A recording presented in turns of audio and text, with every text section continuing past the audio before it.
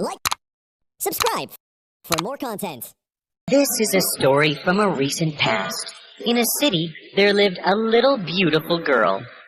It was New Year's Eve, and the girl was walking on the roadside with bundles of matches in her hands. She had a few of them in the pockets of her apron, too. There was snowfall, which had covered her hair, and the beautiful curls around her neck. She was walking since the morning, but couldn't sell a single matchbox.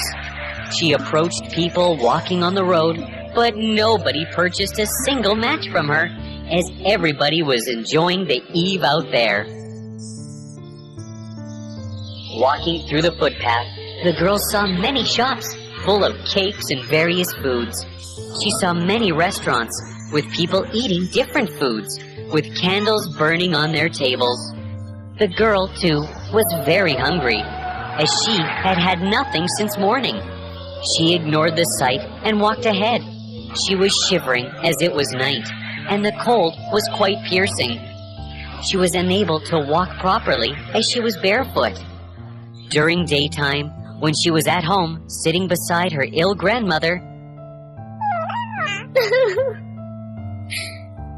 Mary, would you please go out today to sell the matches? We could get some food if you could sell a few of them. No, Mother, it's too cold out there.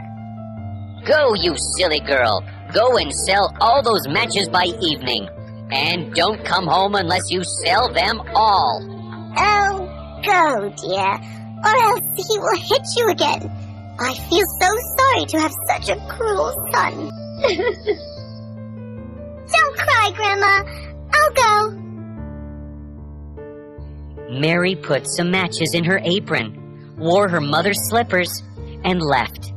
She tried her best, approaching people to buy the matches from her, but no one responded. It was getting dark, and Mary was very hungry. But she remembered her father's threat, and she started walking again. At the corner of the road, she bumped on a group of people. "Oh, sorry." I'm fine. Would you like to purchase any matches? "Sorry, little angel. I don't need any." And they went on. Mary then felt that she is barefoot.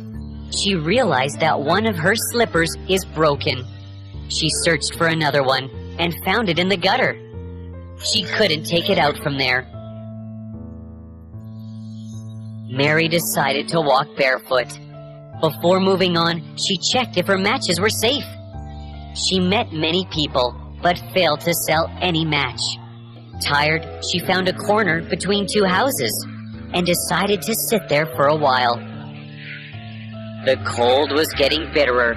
The girl, with the matches in her hands, thought, If I burn a matchstick, I can get some warmth. Again, a thought came in her mind. If Father came to know about it, he would be very angry. But the shivering forced her to think. How would he know if I burnt just one stick? She dared to take out a matchstick and burn it on a wood stick nearby. And what a surprise! The matchstick turned into an iron stove. The girl felt warm. She put her hand near the iron stove and tried to grasp the warmth. She was very happy, but soon, in a few moments, a snowdrop fell on the matchstick and the flame went out. She was very disappointed. In a while, she started shivering again. She thought for a moment and took out the matchbox. She picked out another matchstick and burnt it against the wall adjacent to her. To her surprise, the wall turned transparent. She could see through the wall now. The house was very beautiful and well decorated. There was fire and light, as many candles were burning. The family living there was having their food. She could see ample food and cakes kept on the dining table where the family members were chatting and discussing something sitting around the table. Mary saw a roasted goose kept in a plate on the table. All of a sudden, the goose started staring at Mary. She was surprised again. The very next moment, she saw the goose coming towards her. As she was very hungry, she felt happy to see the goose coming to her. The goose came near the wall. Mary was about to insert her hand in the wall and hold the goose. Just then, the flame of the matchstick went off, and everything vanished at once. Now, there wasn't any transparent wall anymore. Mary was very disappointed. She looked at the sky, pleading God to help her. Oh God, please take me out of this situation. Just then, she saw a star falling down. A thought struck her mind. They say, when a star falls, someone dies. My grandma is very sick. Does it mean that I've lost my grandma? Oh, she loved me the most. Crying, she took out another matchstick and burnt it. She was not surprised to see her grandmother standing in front. Oh, Grandma, you're here? Yes, my child. I'm here for you. Mary was pleased to see her grandmother, but got scared the next moment. She thought her grandmother also will disappear.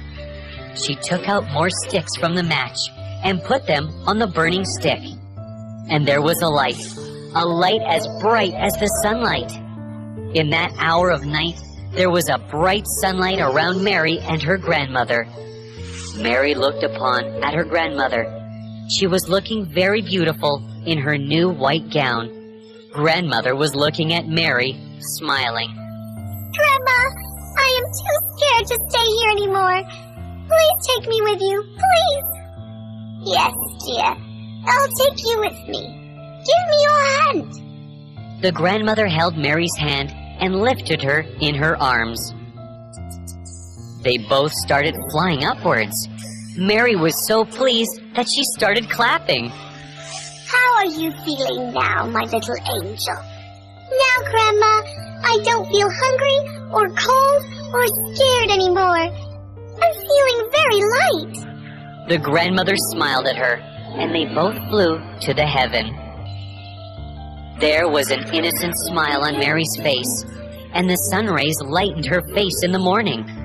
There were many people gathered around her. All of them were watching Mary, lying down in the corner between the two houses. They all felt pity for her.